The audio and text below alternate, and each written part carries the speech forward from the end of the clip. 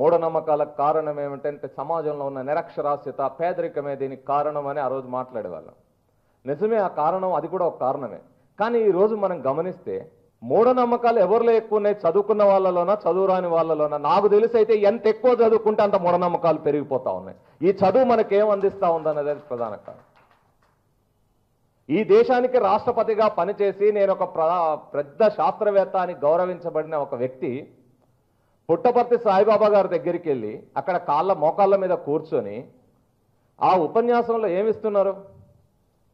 ఎవరో ఒక ఆయన అదేంది స్పేస్ షిప్లో వెళ్తూ అక్కడ చూస్తూ ఉంటే వేరే గెలాక్సీలో నుంచి ఎక్కడి నుంచో చూస్తూ ఉంటే అక్కడెక్కడి నుంచో పెద్ద దివ్యమైన వెలుగు వస్తూ ఉంది.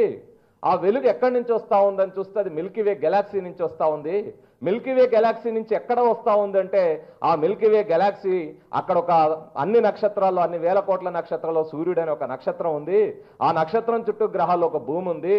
ఆ భూమి మీద ఒక దేశం ఉంది, భారతదేశం. ఆ దేశంలో ఒక రాష్ట్రం ఉంది, ఆంధ్రప్రదేశ్. ఆ రాష్ట్రంలో ఒక పుట్టపర్తి ఉంది. ఆ పుట్టపర్తిలో ఉండే ప్రశాంతి నిలయం నుంచి ఇంత దైవం దివ్యమైన వెలుగు వస్తుందని చెప్పే స్థాయిలో ఉంటే ఇక మన విజ్ఞానం ఎక్కడున్నట్టు, మన వైజ్ఞానిక శాస్త్రం ఎక్కడైనట్టు, మన వైజ్ఞానికవేత్తలు ఏ స్థాయిలో తయారవుతున్నట్టు.